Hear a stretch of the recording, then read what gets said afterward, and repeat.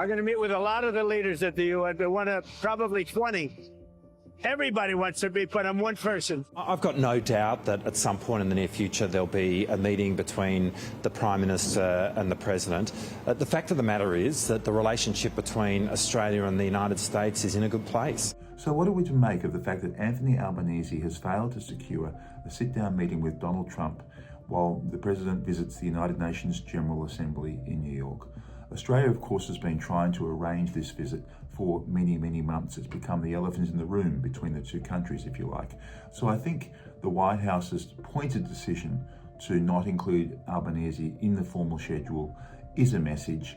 Donald Trump has put Australia, for the moment, in the deep freeze because of the increasingly different policies which both governments are pursuing. Now, we shouldn't exaggerate this. It's not going to threaten Australia's most important alliance. And knowing Donald Trump, he's quite mercurial. He could turn around on a dime and Anthony Albanese could become his best friend in the future. We just don't know. But certainly for the moment, it's hard to read this as anything other than a deliberate snub by the US towards Australia at this minute. And there's a raft of reasons why Trump might be grumpy, if you like, at Australia at the moment. Certainly the most pointed and obvious one would be Anthony Albanese's decision to recognise the state of Palestine long before anything even resembling a state exists. Effective today, Sunday, the 21st of September 2025, the Commonwealth of Australia recognises the state of Palestine.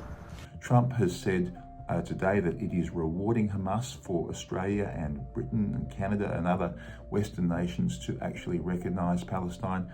He's very annoyed about that. The fact that that Anthony Albanese gave a speech and of course recognised Palestine just a few days ago at this General Assembly means the timing of this is right in Trump's face.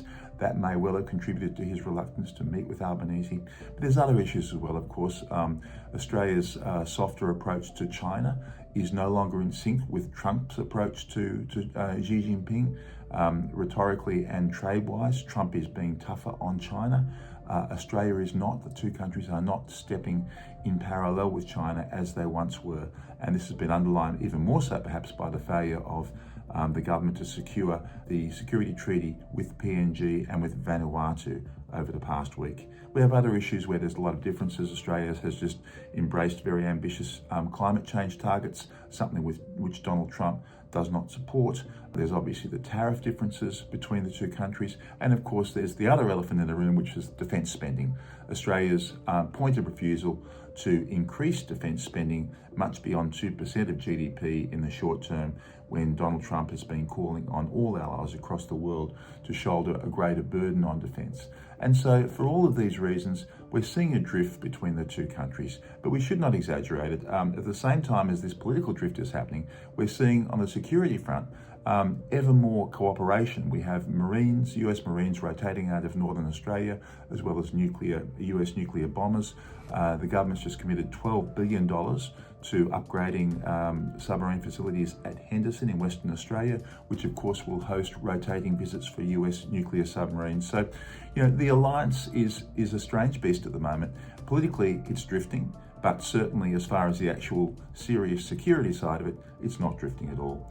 The Pentagon is reviewing AUKUS at the moment, but all signs are that AUKUS will survive intact and may even be strengthened. So this is an uncomfortable situation for Anthony Albanese.